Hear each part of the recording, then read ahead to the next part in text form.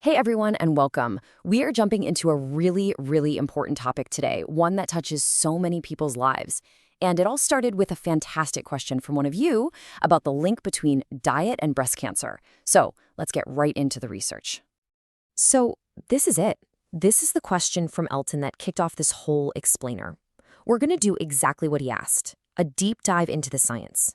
We'll look at diet for prevention and for survivors looking to prevent a recurrence. So, a huge thank you, Elton. Let's get you some answers. To get a sense of why this is such a critical conversation, just look at this number. 1 in 4. That's how many annual cancer cases in women worldwide are breast cancer. Think about that. This is not some small niche issue. It's a global health challenge. And that means we need to understand every tool in our toolkit. And that absolutely includes diet. All right, so where do we start? Well, if you've ever Googled this topic, you know there's one thing that causes more confusion than anything else: the great soy debate. Is it good for you? Is it bad for you?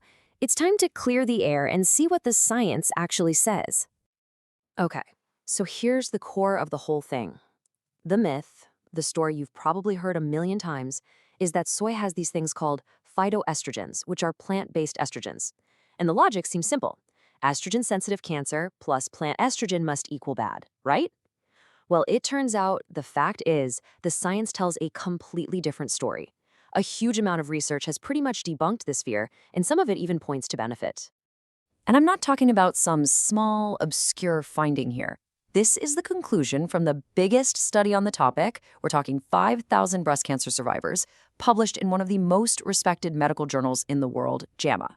And their takeaway was crystal clear. Eating soy was linked with a decreased risk of death and recurrence. That is powerful stuff. And it wasn't just a one-off. It's like the evidence just keeps stacking up. When you look at the 3 biggest studies on this, they all point in the same protective direction.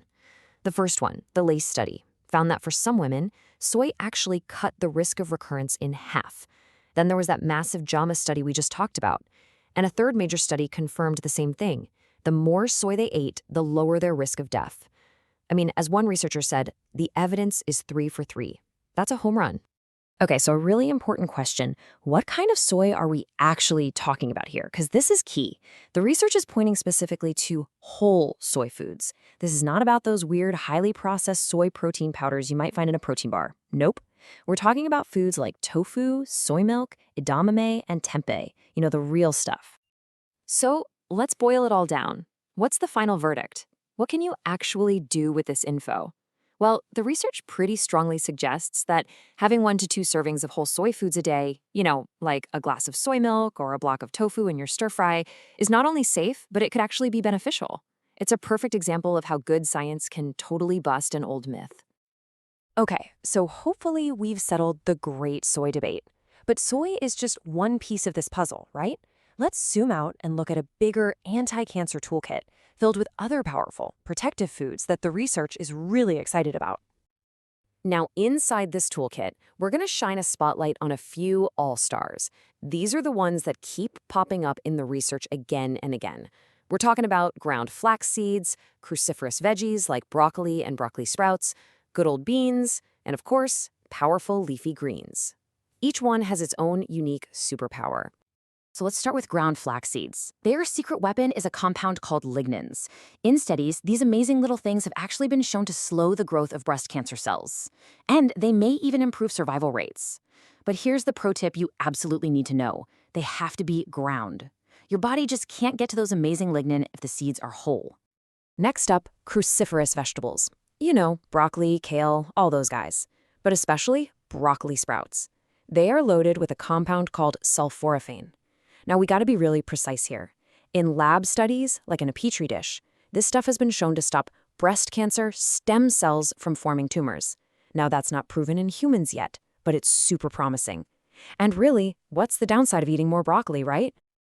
And what about beans, nuts, and grains? Well, they're packed with something called phytates. And for years, these got a bad rap as so-called anti-nutrients. But it turns out the latest research suggests they might be anti-cancer. How cool is that? The idea is they might stop cancer cells from making the little enzymes they need to break out and invade nearby tissue. It's like they take away the cancer's construction tools. Now, we've talked about a lot of really exciting science here, but I need to hit pause because it is absolutely vital that we put all of this into the right context. This is not, and I repeat, not about choosing between food and medicine. This quote from Dr. Channing Paller at Johns Hopkins says everything you need to know. The women in all those amazing studies we just looked at, they were also getting standard medical care. Chemotherapy, surgery, radiation, all of it. Diet is something you do alongside your medical treatment. It's a partner. It's a supporting player.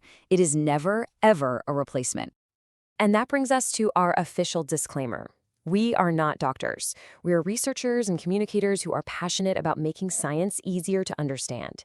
This information is purely for educational purposes. For any kind of medical advice, for a diagnosis, for treatment, please always, always talk to a qualified health professional. Okay, so we know the science, we have the toolkit, but actually putting this stuff into practice in the real world isn't just a personal journey. For so many of us, it's a family thing. It's about what happens in the kitchen, at the dinner table, and honestly, that can be the hardest part of all. Let's just be real for a second. It is incredibly hard for one person, and so often it's the mom, the main person cooking, to totally change how they eat while they're still expected to make burgers and pizza for everyone else. I mean, that's just a recipe for burnout. This isn't a burden that one person should have to carry all by themselves. So we want to leave you with a challenge. And it's not a challenge for just one person. It's for the whole family. If you have someone in your life who has faced this, or is trying to avoid it, or has a strong family history, what changes are you, as a family, willing to make together? Because at the end of the day, maybe the most powerful nutrient of all is support. Thanks for joining us.